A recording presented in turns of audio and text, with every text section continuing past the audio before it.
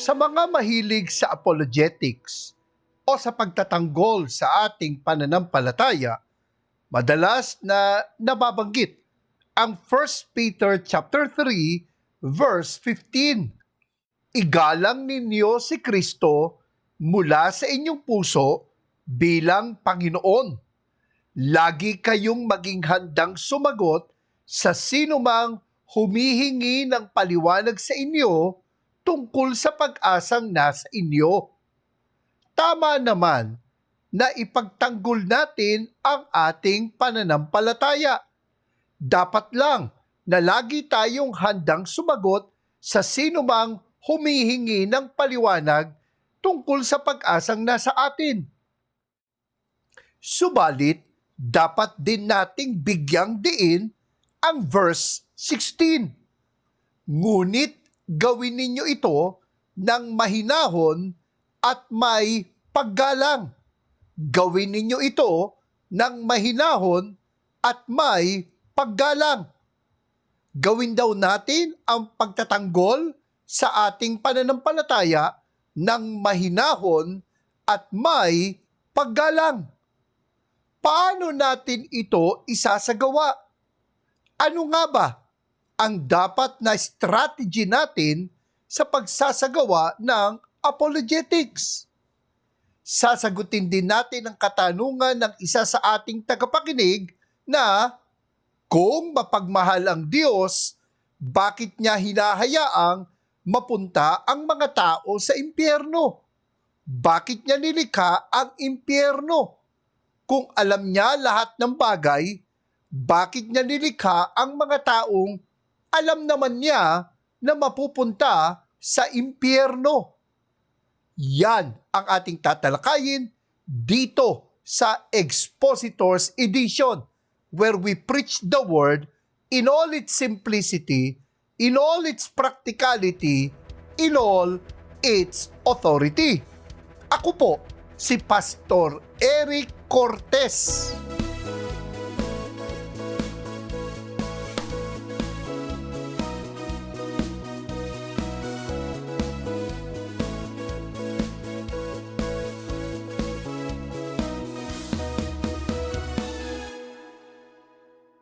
Nang isang araw, may nabasa akong ganito sa Facebook. May mga Kristiyano na handang ipagtanggol o mainit na ipinagtatanggol ang kanilang napupusuang mga kandidato para sa darating na halalan. Ngunit, hindi sila ganon kasigasig pagdating sa pagtatanggol sa ating pananampalataya. Hindi masama na sumuporta sa mga kandidato na sa tingin natin ay dapat nating ihalal. Subalit, bakit hindi tayo ganon kainit pagdating sa pagiging handang sumagot sa sinumang humihingi ng paliwanag sa atin tungkol sa pag-asang nasa atin? Buksan natin ang ating Biblia sa 2 Timothy chapter 2 verses 23 to 26. Ibabahagi ko sa inyo ang madalas kong ituro sa mga nagnanais na maging involved sa apologetics or defense of the faith. To make it easy to remember, I came up with the acronym REACH, R-E-A-C-H, REACH. R stands for refrain from a combative stance. Refrain from a combative stance. Ayon nga sa 2 Timothy chapter 2 verse 24. Sa Magandang Balita Biblia, ang lingkod ng Panginoon ay hindi dapat makipag-away. Sa halip ay dapat siyang maging mabait sa lahat, mahusay magturo at matyaga. Sa madaling salita, huwag po tayong masyadong palaban. May kasabihan nga, a man convinced against his will is of the same opinion still. Ang taong kinukumbinsi ng labag sa kanyang kalooban ay mananatili sa kanyang paninindigan. Your approach is as important as your arguments. Your approach is as important as your arguments. Ang iyong pagpapaliwanag ay kasing halaga ng iyong ipinapaliwanag. May mga pagkakataon kasi na kapag sinabing apologetics, ang pumapasok sa isip ng mga tao ay pakikipagtalo. Gaya ng ating naipaglingkod na sa inyo, may puwang para sa pakikipagpaliwanagan pagdating sa apologetics. Subalit, hindi sa lahat ng pagkakataon ay akma ang ganitong approach. Your approach is as important as your arguments. Ang sabi nga sa verse 25, mahinahon nating ituwid ang mga sumasalungat sa atin. Kailangan din ng hinahon sa pagpapaliwanag at kasama din ang pakikinig sa pagtatanggol sa pananampalataya. Kadalasan sa mga discussion sa Facebook, may mga tao na babanatan tayo sa halip na sagutin ang ating paliwanag. Ang tawag po doon ay ad hominem o character assassination. Nakakatawa lang na hindi nila magawa yun ng harapan. Ewan ko ba sa Facebook, bakit parang nag-iiba ang ugali ng mga tao sa mga online discussions? Tandaan natin na maaring inaasar ka lang nila. Malamang, pinipikon ka lang nila. Kasi nga, may kasabihan tayo. Ang pikon, talo. Ayon nga kay Steve Brown sa kanyang aklat na How to Talk So People Will Listen, you can always tell who is losing an argument by checking out who is yelling the loudest. Kaya wag tayong bababa sa ganung level. Wag tayong maging pikon at wag tayong mamikon. Kaya kalma lang kapatid, manatiling mahinahon. Wag nating kakalimutan na may mga nagbabasa sa ating discussion. Even if we may not win the debate, even if we may not be good in arguing for Christianity, we can win the hearts of the people who are listening in the discussion.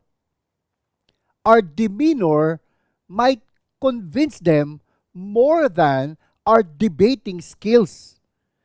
People are turned off when we come across as arrogant, but they are attracted when we are humble. And so, refrain from a combative stance. Equip yourself for defense. Equip yourself for defense. Hindi ba ang sabi ni Apostol Pablo sa 2 Timothy chapter 2 verse 24, dapat ang lingkod ng Panginoon ay mahusay magturo. Sabi pa nga sa verse 15, sikapin mong maging kalugod-lugod sa paningin ng Diyos, isang manggagawang walang dapat ikahiya at tama ang paggamit sa salita ng katotohanan. Sa mga kapwa ko pastor at manggagawa, gaya ng aking naipaglingkod na, pagsikapan natin na maabot ang qualification na inilatag para sa mga lingkod ng Diyos sa Titus chapter 1 verse 9. Kailangang matatag siyang nananalig sa mga tunay na aral na natutunan niya upang ito'y maituro naman niya sa iba at maipakita ang kamalian ng mga sumasalungat dito. Kailangang matatag siyang nananalig sa mga tunay na aral na natutunan niya upang ito'y maituro naman niya sa iba at maipakita ang kamalian ng mga sumasalungat dito. Kaya hasain natin ang ating kaalaman at kakayahan sa pagtatanggol ng pananampalataya. Magbasa tayo ng mga aklat tungkol sa apologetics o kaya ay dumalo tayo sa mga pagsasanay patungkol sa ating pananampalataya. Maari din po nating gawin ito para sa mga manggagawa at mga kaanib sa ating iglesia.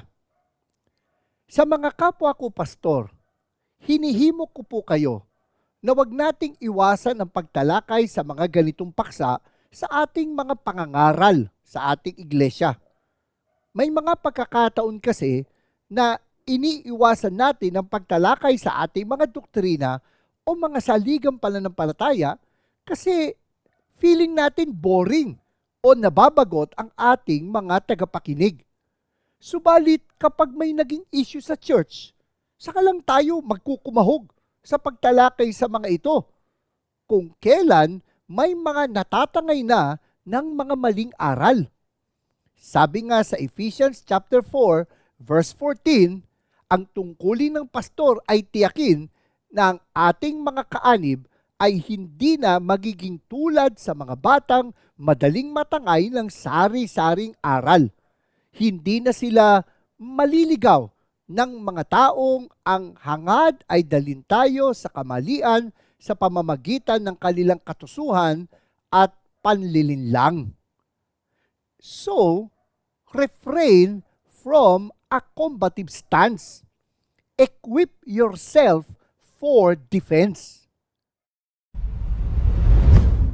Bago tayo magpatuloy sa ating pagtalakay, maliban pa sa ating YouTube channel, ang Expositors Edition ay napapakinggan din sa FEBC Bicol, sa CARE 104.3 Diway FM sa Bicol at sa FEBC Zamboanga sa 1116 DXAS, Your Community Radio sa Zamboanga, Basilan, Sulu at Tawi-Tawi.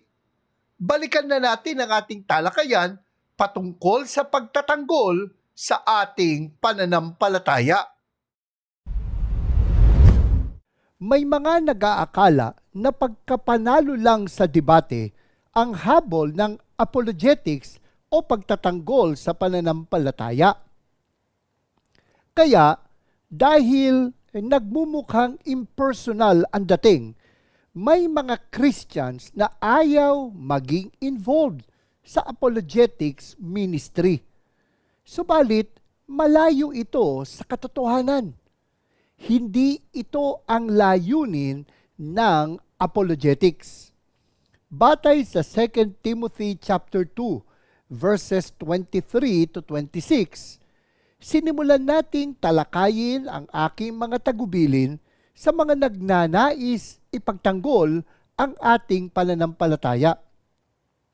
Para mas madali nating matandaan, may acronym tayo na REACH.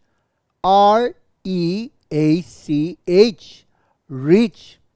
Nakita na natin na R stands for refrain from a combative stance. Refrain from a combative stance. Huwag tayo maging palaban o palaaway.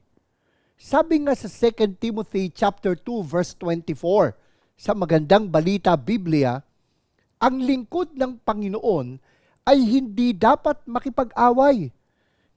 Sa halip ay dapat siyang maging mabait sa lahat, mahusay magturo at matyaga. Dito din sa verse na ito, nakita natin ang E, equip yourself for defense. Equip yourself for defense. Sabi nga, ang lingkod ng Panginoon ay dapat na mahusay magturo. A stands for always show concern for the person. Always show concern for the person. Hindi kaaway na dapat ipahiya. Hindi kaaway na dapat matalo sa debate ang mga taong nagtatanong sa atin tungkol sa ating pananampalataya.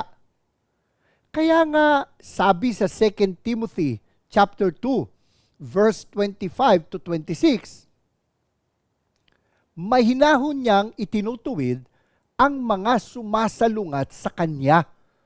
Baka sakaling sila'y bigyan ng Diyos ng pagkakataong magsisit tumalikod sa kanilang mga kasalanan at malaman nila ang katotohanan. Sa gayon, maliliwanagan ang kanilang isip at makakawala sila sa bitag ng dyablo na bumihag sa kanila upang kanilang sundin ang kagustuhan niya. Ito ang dahilan bakit hindi natin sila kaaway. Noong tayo ay hindi pa mananampalataya, tayo ay mga bihag ng diablo. Ang nais ng ating kaaway ay sumunod ang mga tao sa kanyang kagustuhan. Sa pagkakabihag ng diablo, nagdilim ang kaisipan ng mga tao. Ayon pa nga sa 2 Corinthians chapter 4, verse 4, hindi sila sumasampalataya sapagkat ang kanilang isip ay binulag ng Diyos ng kasamaan sa daigdig na ito, upang hindi nila makita ang liwanag ng magandang balita tungkol sa kaluwalhatian ni Kristo na siyang larawan ng Diyos. They were blinded by the God of this world. Sa talinhaga ng mga hasik, ang sabi ng Panginoon sa Luke chapter 8 verse 5, isang magsasaka ang pumunta sa bukid upang maghasik. Sa kanyang paghahasik, may binhing nalaglag sa daan, natapakan ng mga tao at tinuka ng mga ibon. Ipiniliwanag ng Panginoon na ang mga ibon na tumuka sa mga binhi ay pagsasalarawan sa dyablo. Sabi nga sa Luke chapter 8 verse 12, ang mga binhing nalaglag sa tabi ng daan ay ang mga taong nakikinig. Dumating ang dyablo at inalis nito ang salita mula sa puso ng mga nakikinig upang hindi sila manalig at maligtas. Pinipigilan niya ang mga tao na makapanalig at maligtas. Dito natin makikita na kahit ang diablo, alam niya na pananalig sa Panginoon ang makapagliligtas sa tao. Kaya nga, pinipigilan niya ang mga tao na makapanalig at maligtas. Isa sa mga bitag ng kaaway ay ang mga maling katuruan. Ayon sa 1 Timothy chapter 4 verses 1 to 2, maliwanag ang sinasabi ng Espiritu na sa mga huling araw ay tatalikuran ng ilan ang pananampalataya. Susunod sila sa mga mapanlinlang na espiritu at sa mga katuruan ng mga demonyo. Ang mga katuruang ito'y pinalalaganap ng mga taong sinungaling at may mga manhid na budhi. Kaya nga, hindi nating kaaway ang mga taong hindi nananampalataya sa ating Panginoon. Sila ay mga bihag ng dyablo na kailangan nating tulungang makawala sa kanyang bitag.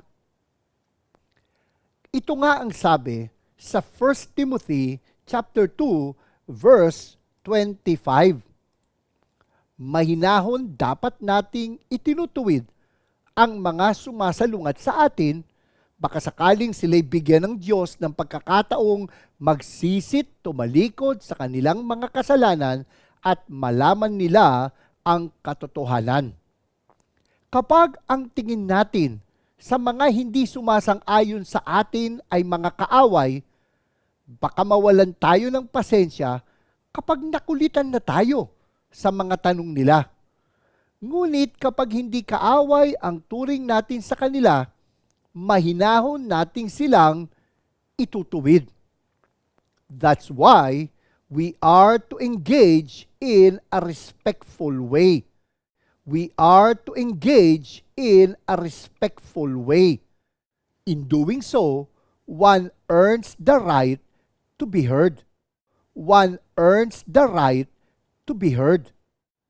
Tandaan natin na ang tiwala ay hindi kusang ibinibigay. Ito ay bunga ng ating pagsisikap na maipakita na dapat tayong pagkatiwalaan. Trust is earned, ika nga. Kaya dapat maging magalang tayo sa pagpapaliwanag. Dito natin makikita ang koneksyon nito sa unang puntos natin. Refrain from a combative stance. Huwag tayong maging palaban, kundi maging mahinahon tayo sa pagpapaliwanag. Halimbawa, may kausap tayo na mula sa isang hidwang pananampalataya. Ask the person why he got converted to the group. He could have joined the group for reasons other than spiritual hunger.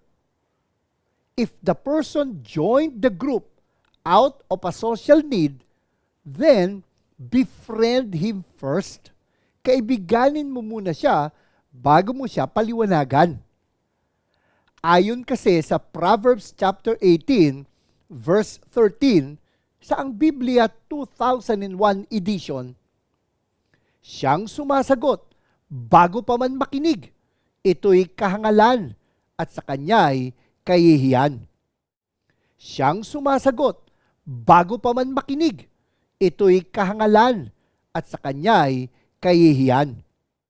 Makinig muna tayo bago tayo magpaliwanag. Baka ang kailangan ng tao ay kaibigan at hindi katunggali sa debate.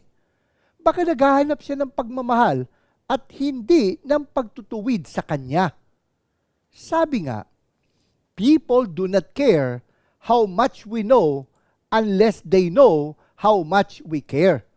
Walang pakialam ang mga tao sa ating alam maliban na alam nila na may pakialam tayo sa kanila. People do not care how much we know unless they know how much we care.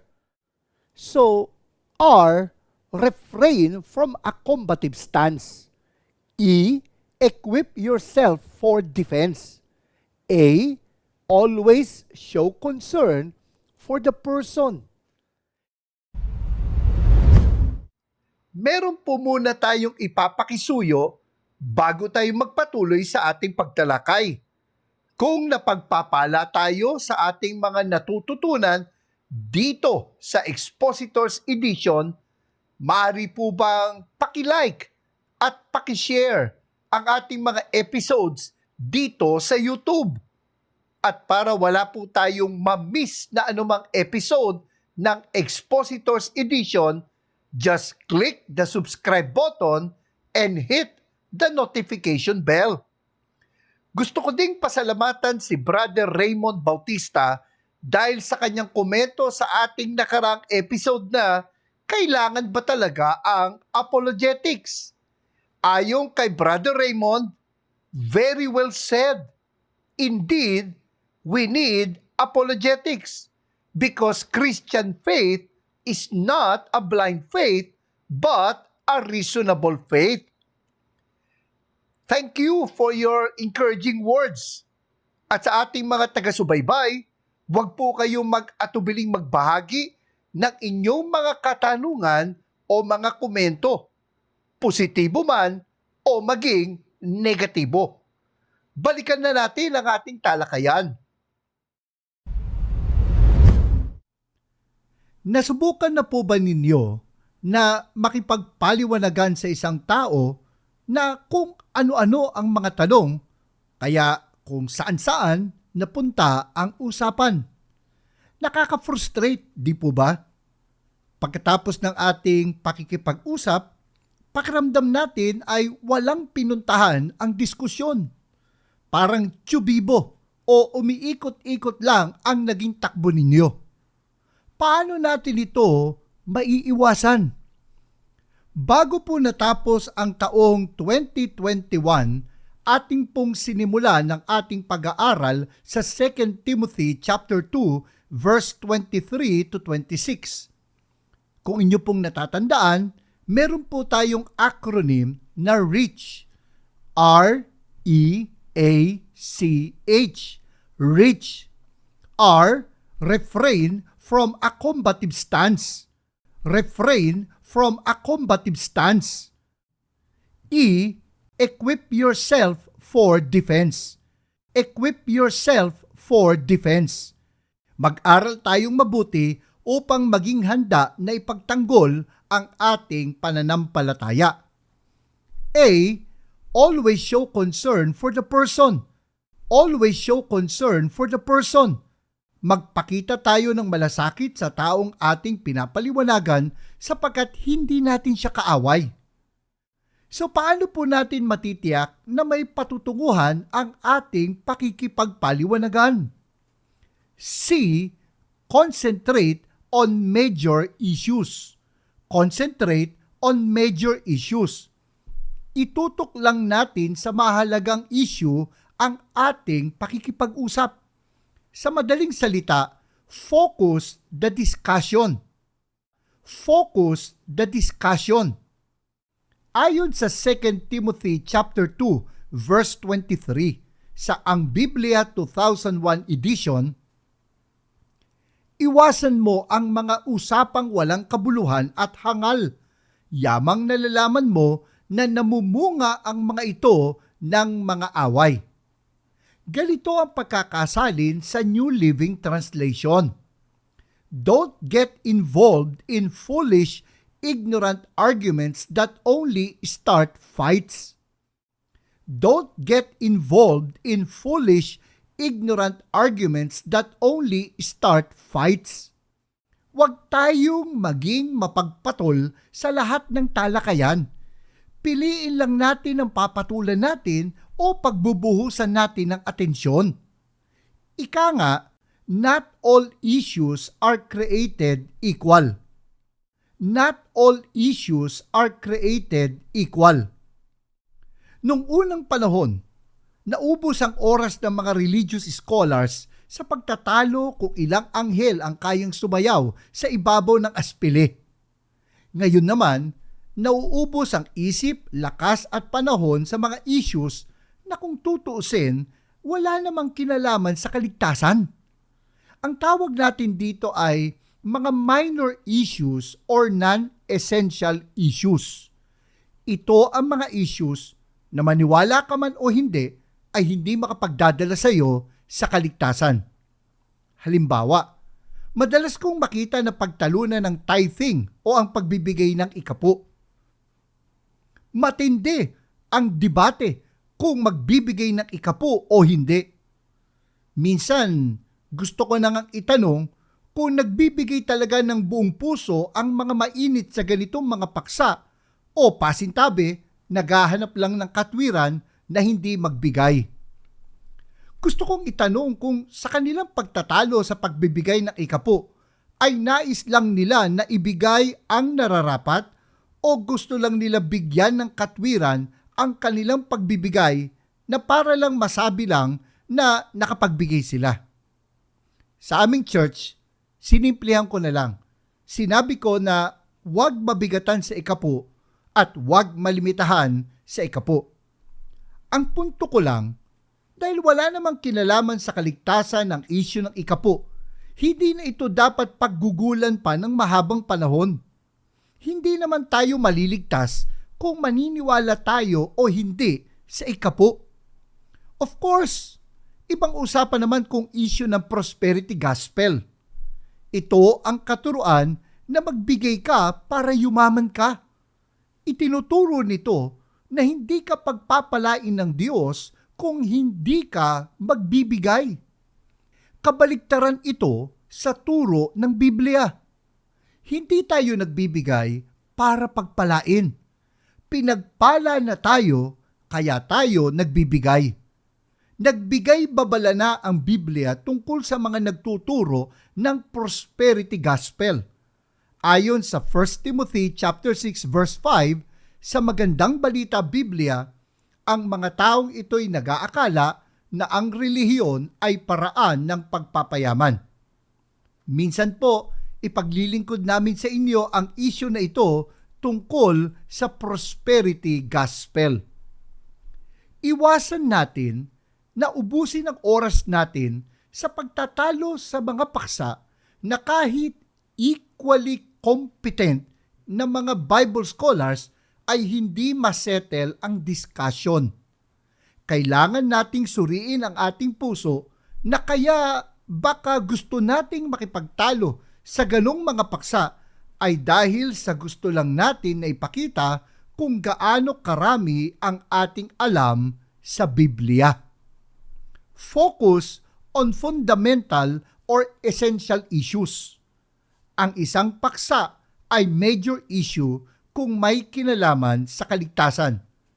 Ang ibig kong sabihin, mahalaga ang isang paksa kung kailangan natin ito paniwalaan para tayo maligtas o kung dahil dito naging posible ang kaligtasan. Halimbawa, essential issue ang pagiging Diyos at tao ng ating Panginoong Hesus. Kung tama ang katuruan tungkol sa Panginoon, may kaligtasan. Kung mali ang katuruan, may kapahamakan. Sabi nga sa 1 John chapter 4 verses 1 to 3 sa Magandang Balita Biblia, mga minamahal, huwag ninyong paniwalaan ang bawat nagsasabing nasa kanila ang Espiritu. Sa halip, subukin ninyo sila upang malaman kung talagang mula sa Diyos ang Espiritong nasa kanila, sapagkat marami ng huwad na propeta sa mundong ito. Ito ang palatandaan na ang Espiritu ng Diyos nga ang nasa kanila kung ipinapahayag nila na si Jesucristo ay dumating bilang tao. Kung hindi gayon ang kanilang ipinapahayag tungkol kay Jesus, hindi mula sa Diyos ang Espiritong nasa kanila. Ang Espiritu ng kaaway ni Kristo ang nasa kanila. Narinig na ninyong ito'y darating at ngayon nga'y nasa sanlibutan na. Mabigat ang mga binitiwang salita ng Biblia laban sa mga nagtuturo ng maling doktrina tungkol sa kalikasan ng Panginoong Hesukristo. Ang mga katuruan katulad nito ang dapat nating pagbuhusan ng isip, lakas at panahon. Kaya nga dapat concentrate on major issues. Focus lang tayo sa mahalagang mga turo ng Biblia. So, refrain from a combative stance. Equip yourself for defense. Always show concern for the person. Concentrate on major issues. Sagutin muna natin ang katanungan ng isa sa ating tagapakinig na kung mapagmahal ang Diyos, bakit niya hinahayaang mapunta ang mga tao sa impyerno? Bakit niya nilikha ang impyerno? Kung alam niya lahat ng bagay, bakit niya nilikha ang mga taong alam naman niya na mapupunta sa impyerno? Salamat po sa inyong katanungan. Una po, hindi dahil nilikha ng Diyos ang impyerno ay hindi na siya mapagmahal. Ito ay sapagkat hindi lang pag-ibig ang katangian ng Diyos. Kasama din sa kanyang katangian ang katarungan. He is not just the God of love, He is also the God of justice. Ayon sa Psalm chapter 89 verse 14, ang kaharian mo ay makatarungan, saligang matuwid ang pinagtayuan. Wagas na pag-ibig at ang katapatan ang pamamahala mong ginagampanan. Pansinin po natin na ang kaharian ng Diyos ay hindi lamang po makatarungan, ito rin po ay mapagmahal. Pangalawa, hindi naman talaga nilikha ang impyerno para sa tao. Ipinahayag sa Matthew chapter 25 verse 41 na ganito ang ipapahayag ng Panginoong Hesus sa mga hindi tumanggap sa Kanya pagdating ng paghuhukom. Lumayo kayo sa harapan ko, kayong mga isinumpa. Doon kayo sa apoy na di namamatay na inihanda para sa dyablo at sa kanyang mga kampon. Pansinin po natin, nilikha ang impyerno para sa dyablo at sa kanyang mga kampon. Pangatlo, totoo na alam ng Diyos ang lahat ng mga mangyayari. He knows the actual and the possible. Ngunit, hindi mapupunta ang tao sa impyerno dahil itinakda ng Diyos na mapunta siya doon. Mabubulid ang tao sa impyerno dahil ginusto niya na mapunta doon. Ang sabi nga sa John chapter 3 verse 16, sapagkat gayon na lang ang pag-ibig ng Diyos sa sangkatauhan, kaya ibinigay niya ang kanyang kaisa-isang anak upang ang sinumang sumampalataya sa kanya ay hindi mapahamak, kundi magkaroon ng buhay na walang hanggan. Kaya mapapahamak sa impyerno ang isang tao dahil sa hindi siya sumampalataya sa Panginoon. Alam ko po na bitin ang ating kasagutan, lalo na sa huling katanungan tungkol sa omniscience ng Panginoon. Hayaan po ninyo at ipaglilingkod natin in our future episode ang mas mahabang kasagutan dito. Salamat po sa inyong katanungan. At kung meron pa po kayong mga katanungan, maaari po kayong mag-comment sa ating YouTube channel. Balik na tayo sa ating talakayan. Hindi ba may kasabihan na bigyan mo ng isda ang isang tao at magugutom siya uli?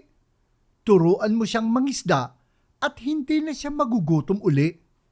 Kumbaga, turuan natin ang mga tao na tulungan ang kanilang sarili at hindi umasa lamang sa iba. Ang kasabihang ito ay mahalaga hindi lamang sa ating physical survival. May kinalaman din ito sa pagtuturo sa ating mga dinidisciple. Hindi lang natin ituturo sa kanila ang Biblia. Mahalaga rin na turuan natin sila na matutong pag-aralan ang Biblia. Ito ay para personal nilang makita ang itinuturo ng Biblia at hindi lang umasa sa mga tagapagturo ng salita ng Diyos. Ang layon natin ay maging katulad sila ng mga taga-Berea. Ayon sa Acts chapter 17 verse 11, sa ang Biblia 2001 edition, ngayon ang mga ito, ang mga taga-Berea, ay higit na mararangal kaysa mga taga-Tesalonika, sapagkat tinanggap nila ang salita ng buong pananabik na sinisiyasat araw-araw ang mga kasulatan kung tunay nga ang mga bagay na ito.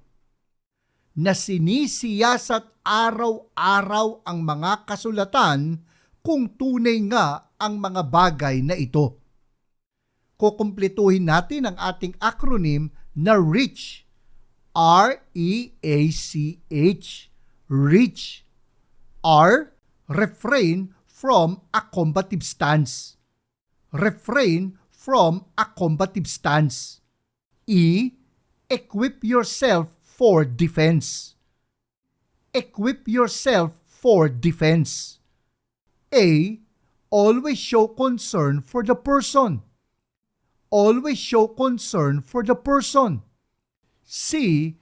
Concentrate on major issues. Concentrate on major issues. Finally, H stands for help people to think. Help people to think. Turuan natin na matutong personal na magsuri at mag-isip ang mga tao. Help people to think. Ayon sa 2 Timothy chapter 2 verses 25 to 26 sa Magandang Balita Biblia, mahinahon niyang itinutuwid ang mga sumasalungat sa kanya, baka sakaling sila'y bigyan ng Diyos ng pagkakataong magsisit, tumalikod sa kanilang mga kasalanan at malaman nila ang katotohanan. Sa gayon, maliliwanagan ang kanilang isip at makakawala sila sa bitag ng dyablo na bumihag sa kanila upang kanilang sundin ang kagustuhan niya. Totoo na ang Diyos ang nagpapaliwanag sa isip ng tao. Yan po ang bahagi ng Diyos. Ang bahagi natin ay magpaliwanag ng maayos o mahinahong magtuwid sa mga sumasalungat sa atin. Sabi ko nga sa aking aklat na add-on, putting 2 Peter 1:1-11 into action, we cannot do what God will do, but God will not do what we must do. Hindi natin magagawa ang gagawin ng Diyos, ngunit hindi gagawin ng Diyos ang dapat nating gawin. We cannot do what God will do, but God will not do what we must do. Ang papel ng Diyos ay pagbibigay kaliwanagan sa isip ng tao. Ang tawag po doon ay illumination. Ang papel naman natin ay pagpapaliwanag. Ang tawag po doon ay explanation. Illumination is God's part.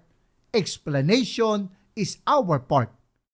Illumination is God's part. Explanation is our part. Kaya sa ating pagbabahagi ng mabuting balita at pagtatanggol sa pananampalataya, mahalaga na may sangkap ng panalangin at pagtitiwala sa pagkilos ng Espiritu Santo. Magtiwala tayo sa pagkilos ng Diyos at magpaliwanag tayo ng malinaw. Help people to think. How can we help people to think? Halimbawa, nagbitaw ang kausap natin ng talata mula sa Biblia para patunayan ang kanyang paniniwala. Ang tendency natin ay magbitaw agad ng ibang talata bilang panapat o sagot sa kanyang talata. Subalit, mauuwi lang sa paramihan ng alam sa Biblia ang usapan. Magpapaulan lang tayo ng mga talata. Lalabas na hindi talaga tayo nakikinig sa isa't isa. Pagalingan lang ang kalalabasan ng pagpapaliwanagan. Parang pinagsasabong natin ang Biblia. Baka isipin ng mga nakikinig sa atin na may salungatan ang Biblia. Do not pit one verse against another, and this would appear to be dodging the issue. Kaya dapat nating iwasan ang ganitong paraan ng pakikipag-usap. If they misquote a verse, show them its context. Explain how to arrive at its proper interpretation. Kapag nagsita sila ng talata mula sa Biblia, sa halip na sagutin natin ito ng ibang talata, ipaliwanag natin ng talata na kanila mismong binanggit. Ipakita natin ang tamang interpretasyon dito. Halimbawa, gaya ng naipaglingkod na namin sa inyo, may pagkakataon na bilang pagtutol sa katuruan na ang Panginoong Hesus ay Diyos na nagkatawang tao, binabanggit ng mga hindi naniniwala dito ang Numbers 23 verse 19. Ganito ang pagkakasabi sa Ang Biblia 2001 edition. Ang Diyos ay hindi tao na magsisinungaling ni anak ng tao na magsisisi. Sinabi ba niya at hindi niya gagawin? O sinalita ba niya at hindi niya tutuparin? Sa halip na mag-quote lang tayo ng ibang mga talata sa Biblia, ipaliwanag natin na hindi naman itinuturo ng Numbers 23:19 na hindi magagawa ng Diyos na magkatawang tao. Ang itinuturo lang nito ay ang Diyos ay hindi katulad ng tao na nagsisinungaling o nagbabago ng isip. Bukod sa naipakita natin ang tamang pakahulugan ng talata, kapag tinanggap niya ang ating paliwanag sa talatang ito, hindi na niya ito magagamit laban sa katuruan na ang Panginoong Hesus ay Diyos na nagkatawang tao. Matapos nating ipaliwanag ang talata na kanyang binanggit, maaari na tayo magbanggit ng ibang mga talata.